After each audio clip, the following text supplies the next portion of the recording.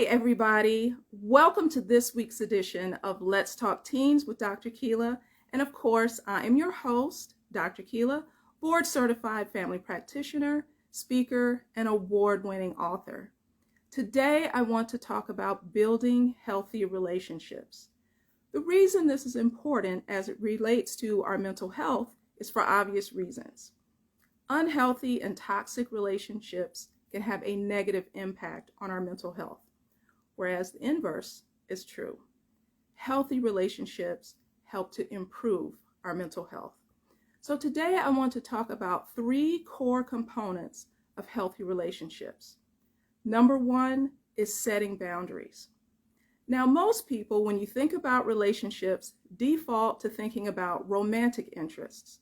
But these 3 core components are important for all types of relationships. So that's with friends, family, and of course, the most important relationship that we can have is the one with ourselves. It starts right here. Core component number 1, setting boundaries. This is really about having respect for yourself. And I would break that up into 3 more parts. Boundaries around time, also boundaries around words and touch. So time, words, and touch. An example of this, for me, I do not allow people to call me the B word. I've literally heard women who are girlfriends call each other the B word. I don't play that. I don't call other women that word, and I don't allow that to be said to me. If we're friends, we can call each other by our names or say girlfriend or something along those lines, but never the B word. Now, core component number 2 is communication. People can be crossing lines with you and not know that it's upsetting you because you haven't told them what your boundaries are. Now, I recently saw a public service announcement around this very issue, and it was perfectly done with 3 actors. One actor portrayed the mother, the other was her teenage daughter, and the third actor was the uncle. And the way the PSA went is that the teenage daughter came home, and her mom said, "Hi, sweetie, your Uncle Joe is here, say hi." And the little girl said, "Hi, Uncle Joe." And he says, "Hey, sweetie, come give me a hug." The teenage girl said, "Well, I'm not really touchy-feely, Unc. No thanks." And then he insisted, "Oh, come on over here and give me a hug." And she said, "No, I don't really feel comfortable doing that." And then she went into the kitchen behind her mom. And you could see the uncomfortable look on her face.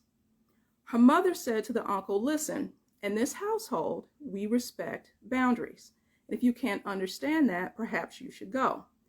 The uncle said, "Oh, make her come and give me a hug." And the mom said, "You know what? That's it. Time for you to go." And his last words were, "Well, I just think you're overreacting." I hate to bring this up, but unfortunately in some families, you can have the creepy male family members who enjoy hugging or touching their female relatives a little bit too much. And this is where the boundaries and communicating those boundaries comes into play. Now, the third component, of course, is distance. Deciding what your emotional or physical distance is going to be in terms of your relationships. Now, another example of this is, of course, when it comes to dating. Moving slowly instead of moving too quickly with a relationship. Setting that boundary and what your expectations are around that is important. So again, setting the boundary, communicating that, and then with the distance, deciding what is comfortable for you. Now, as we go into this holiday weekend, many of us are going to be around friends and family members.